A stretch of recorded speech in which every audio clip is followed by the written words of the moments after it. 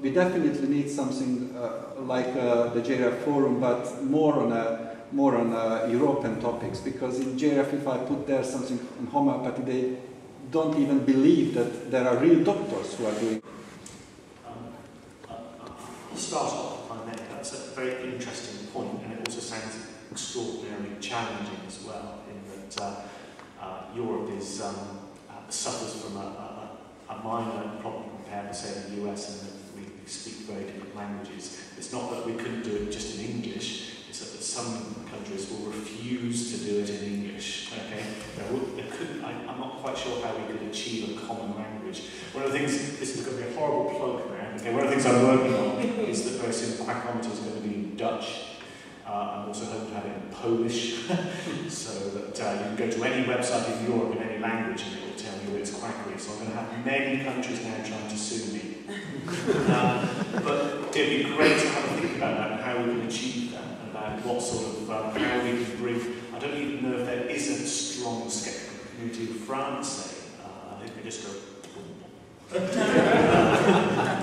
that was very French. Yeah. It's kind of racist. But it would be great to see that. It would be absolutely fantastic. There's a slight issue as well, that some of the quacks that we pursue here are actually based in more than one European country.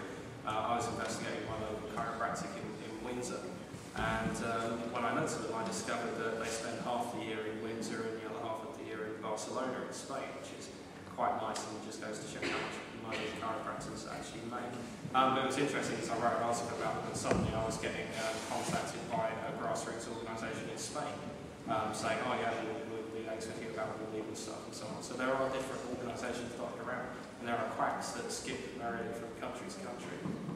And the language barrier is it's an interesting problem, and it goes on top of the basic problem of forums in general, is that they can become stagnant, and it's difficult to get new blood in there. And also, forums are a pain in the ass to run. Like, they are horrible. I actually hate forums.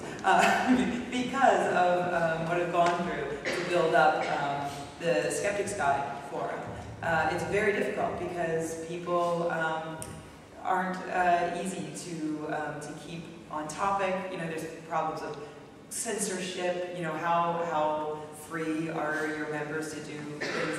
I mean, it's very difficult. And the only way I've seen forums actually succeed recently have been when they've been tied to a popular podcast or blog or radio show or TV show, because people aren't out there Googling for what's an interesting forum. Like they don't. But there is no skeptical European podcast, for example. Right. So your podcast, of course, very good, but there is no such things like a European podcast. Yeah, because that's of the what I'm saying. language. So I think that what you need to do, so I'm saying that those are your challenges, and what I would suggest is looking at building up a really great website that people are visiting already, or a really great podcast or a vodcast or something like that.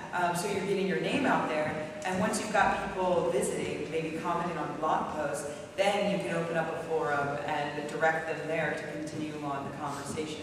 Otherwise, it is really difficult to attract people. People just aren't out there Googling European forum. You know, they just aren't.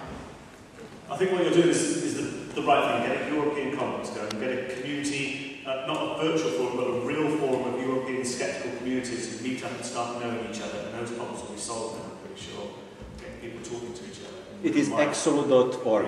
Yeah. Please visit.